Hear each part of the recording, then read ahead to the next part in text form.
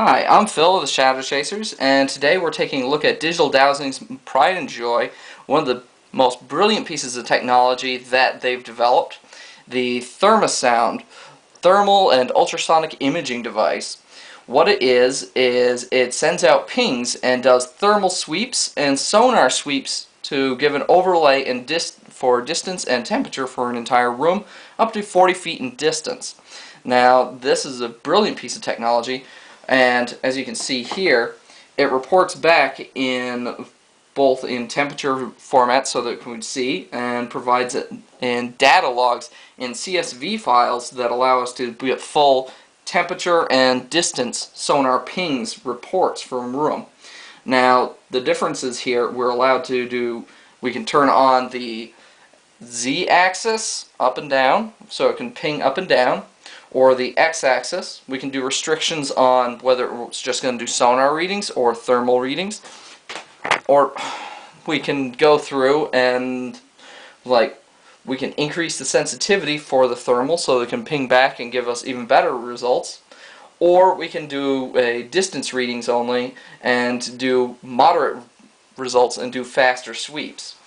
Now, this allows us to both output as I said, as CSV files, but also output the data through this histogram. This is static read mode. We take the device and it just aims in one direction. And you can see here, what we're getting is the temperature variations in the red, not really any, but sonar variations because I moved the device. You can see when I actually shifted the distance for the device when I set it down. What this does is, if there's anything that breaches the field, temperature or actually has a density in air change, this will actually report it back to us. And what we can do is we can set it up to sweep in the maximum as an X arc of up to 255 degrees with a minimum of 100 degrees. Or we can do a Z-axis, which is panning up and down with it, with a maximum of 200 degrees up or down with a minimum of about 100 degrees. And what we get is a full survey of a room inside of a couple of minutes. And what you see here is you get the average temperature for the room and the average distance for anything in there. And as we're doing the static readings right now, we activate the sweeping function, and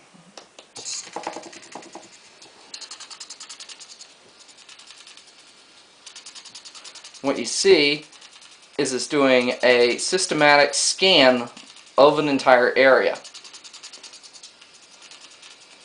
in the full sweeping pattern.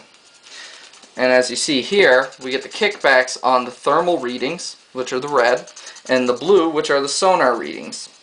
And it gives us the full survey of that room, which we can then output as this histogram or CSV file data points, or we can switch over and view it as slightly less resolution sonar and thermal imaging map of the room. Now, these are very low quality because this device does not feature any lenses. What it is it's extrapolating all of the numeric data and assembling it into these images, which is why I tend to like it in the histogram mode so far. What it will do is it'll give us the full ping back. So if we're scanning a full room and we have received consistent data, and then all of a sudden something changes, like I'll put my hand in the middle of this one, and you can see the sonar ping back here, where it actually changed the distance and also gave us a huge temperature spike at the same time. So you can actually see the difference right in your readings. And if you set it up so that it stops sweeping, turn off the sweep, keep the repeat on, reset it to home, and now anything in that direction, when you get a variation beyond what it's currently scanning on the static read side of things, if something broaches that field, again, temperature variation and sonar kickback immediately on your graph.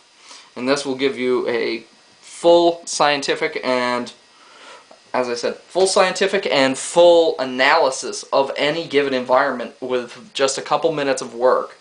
So this is really a brilliant piece of technology by Digital Dowsing, and it provides the most data and most scientific data points than any other technology that's available right now, aside from doing a methodical electromagnetic or EM survey of a site.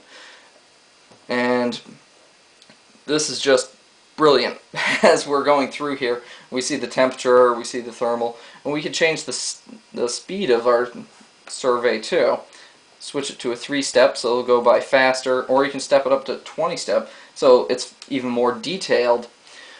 And as we're seeing here, the recorded distance here is about 66 inches maximum, and kickback average temperature is about 72.7, 72.9, and that's in this direction. But the minute something breaches that field, say if we were aiming it down the hallway and all of a sudden an apparition or a spirit passes through there, or at least an anomaly, we'll actually see that spike come across. And all of this data is output and logged. So all of the numeric data and every bit of this survey is methodically categorized and saved for your files and saved per sweep, so that you will always have this data to rely on. This takes paranormal investigating back into the realm of science, and also makes our lives a lot easier. And for the price, for what this device does, while it's not a full-blown thermal imager, the thermal scanning and sonar capabilities of this device far exceed anything that is currently in the market and or available to do this sort of work.